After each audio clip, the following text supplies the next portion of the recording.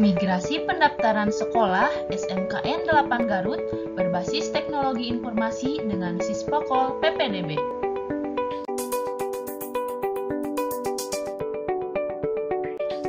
Bismillahirrahmanirrahim. Assalamualaikum warahmatullahi wabarakatuh. Selamat siang semuanya, semoga kita dalam keadaan sehat walafiat. Baiklah, izinkan saya untuk memperkenalkan diri. Nama saya Faridatul Jalani Putri dengan NIM 208-33006 dari kelas PTI 2B. Dibuatnya video ini adalah untuk memenuhi salah satu proyek UAS mata kuliah Pendidikan Teknologi Terintegrasi yang diampu oleh Ibu Husnul Bariyah, Eskom IPD.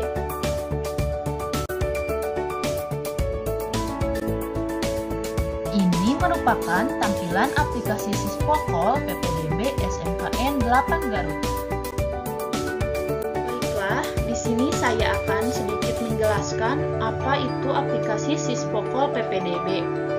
Sisfokol PPDB adalah sebuah produk open source karya anak bangsa yang dibuat oleh Agus Muhajir untuk membantu sekolah-sekolah seluruh Indonesia di dalam melakukan proses migrasi ke sistem berbasis teknologi informasi, khususnya di dalam penyediaan layanan penerimaan peserta didik baru atau PPDB secara online.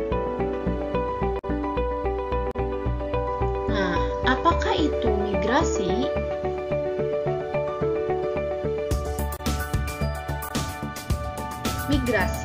Migrasi data adalah istilah ilmu komputer yang digunakan untuk proses memindahkan atau mentransformasikan data dari suatu konteks ke konteks lainnya yang berbeda. Konteks tersebut dapat berupa bentuk atau struktur data, format data, platform teknologi, ataupun lokasi.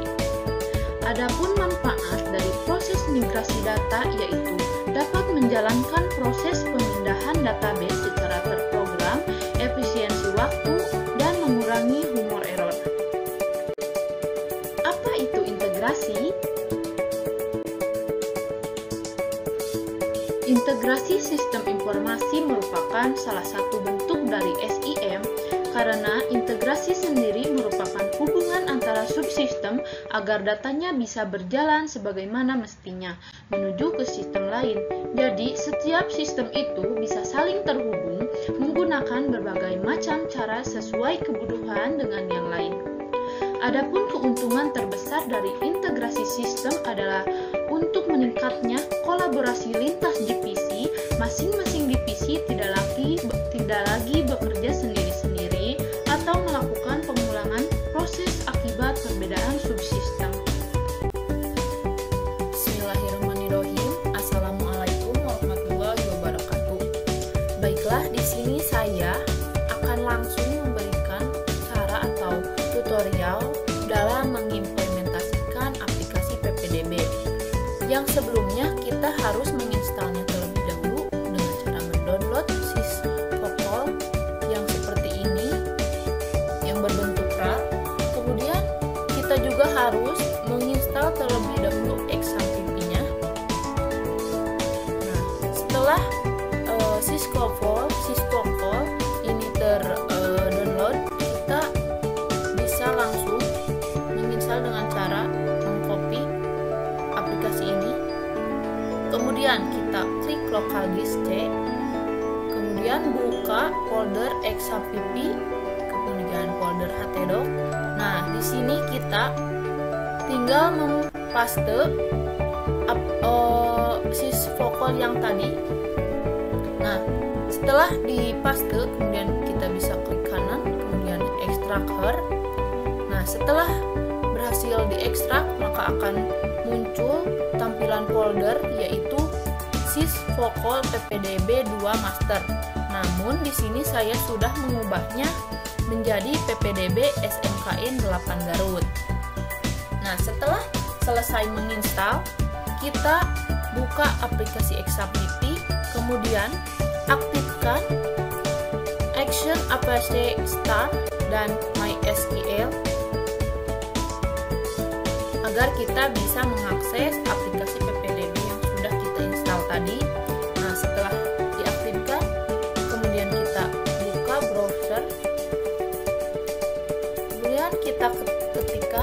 http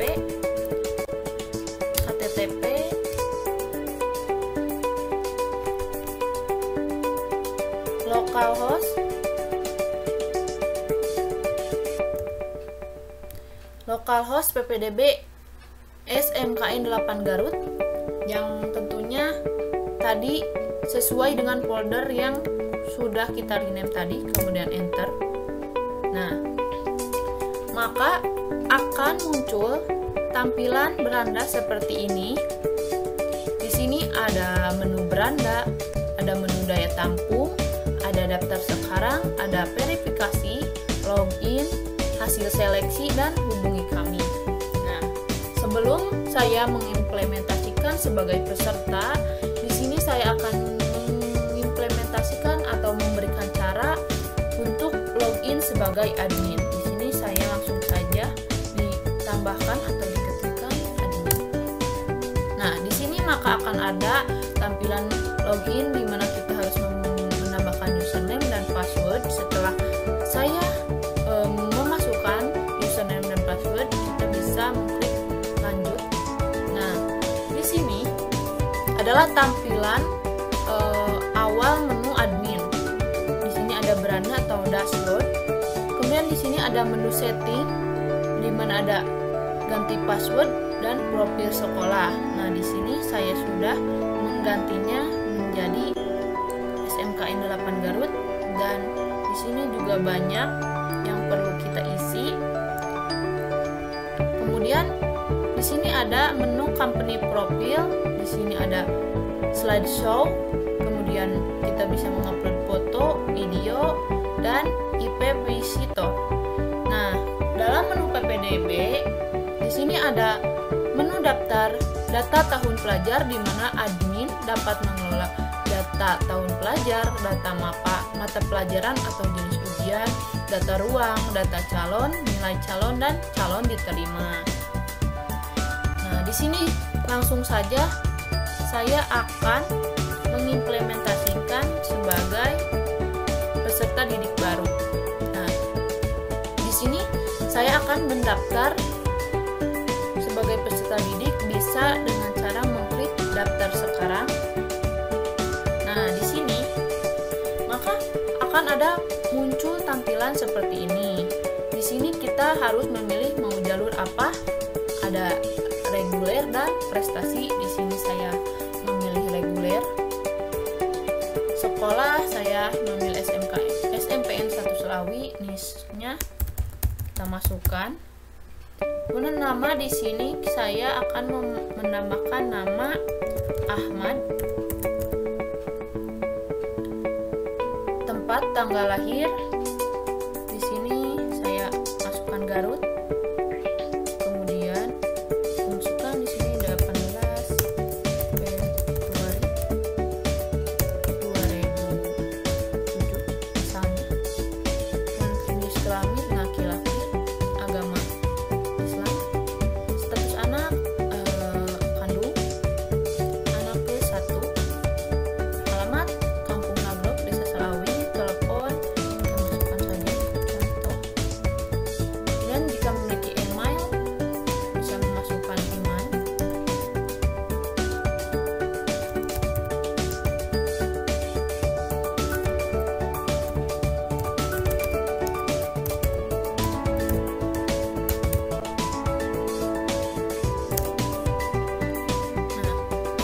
Kemudian kita isi identitas orang tua, misalnya di sini nama orang tuanya Bambang, pekerjaan PNS, Ibu Yunita, pekerjaan misalkan ibu rumah tangga, alamat Kampung Pamuyanan, nomor telepon masukkan saja. Nah, di sini kita harus mencantumkan atau melampirkan foto. Misalkan kita memasukkan bisa dengan cara mengklik choose file, kemudian pilih foto yang akan dimasukkan, kemudian open. Setelah selesai mengisi identitas, kemudian kita klik kirim formulir. Nah, setelah selesai mengisi identitas identitas, maka akan ada tampilan seperti ini, berhasil melakukan pendaftaran. Nah, dengan otomatis kita akan diberikan username dan password oleh sistem. Nah, di sini saya akan mengcopy paste agar mempermudah nanti dalam melakukan verifikasi ataupun login. Nah, di sini saya mengcopy pastenya ke dalam Notepad. Nah, di sini selesai mendaftar, di sini saya akan melakukan verifikasi. Nah, kemudian dalam halaman verifikasi pendaftaran kita disuruh untuk memasukkan username. Nah, kita masukkan username yang tadi.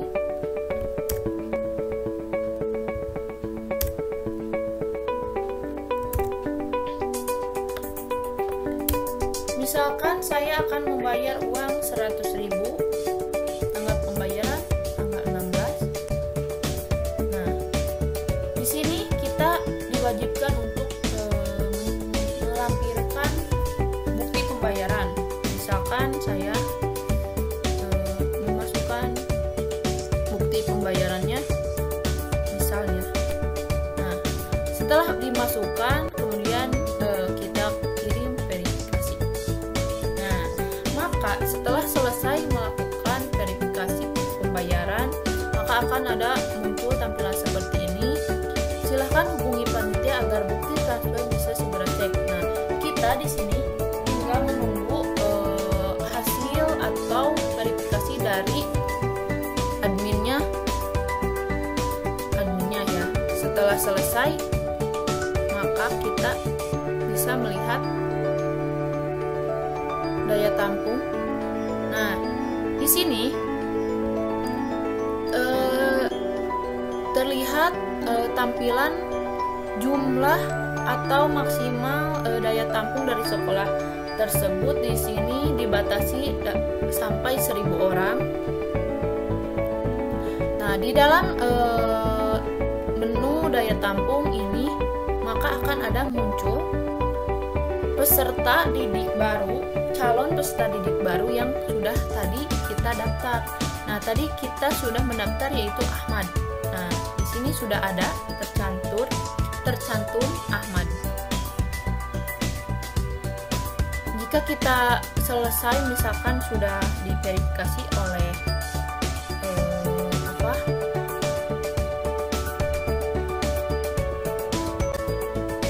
Nah, di halaman daya tampung maka akan ada tampilan tahun ajaran, kemudian maksimal daya tampung dari sekolah ini. Di sini maksimal 1.000 orang. Kemudian calon yang sudah memverifikasi itu sudah 40%. Nah, untuk mencari atau melihat siapa saja yang sudah mendaftar, kita bisa lihat di sini. Tadi kita ya sudah memasukkan atau mendaftar dengan nama Ahmad. Nah, data ini akan muncul di sini. Kemudian kita akan misalkan sudah selesai melakukan verifikasi, kita sebagai peserta didik bisa melakukan login.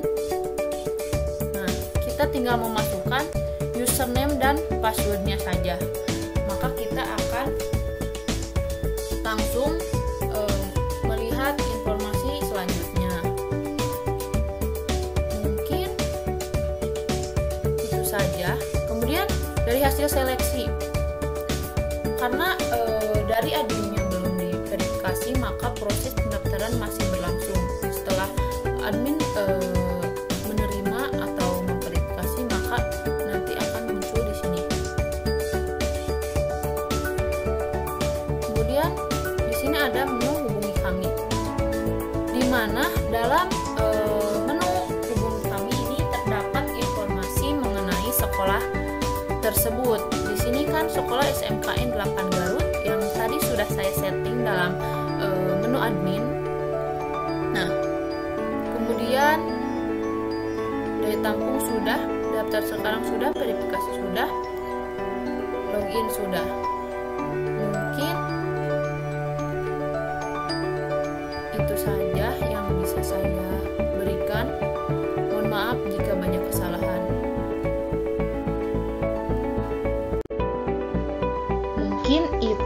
saja video yang bisa saya tampilkan.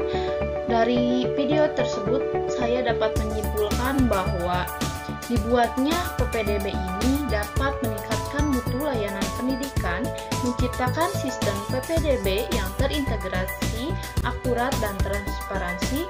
Yang ketiga, dapat melaksanakan PPDB dengan lebih praktis dan efisien.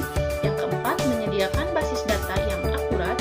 Dan yang terakhir, memberikan fasilitas akses informasi bagi masyarakat dengan cepat, mudah, dan akurat.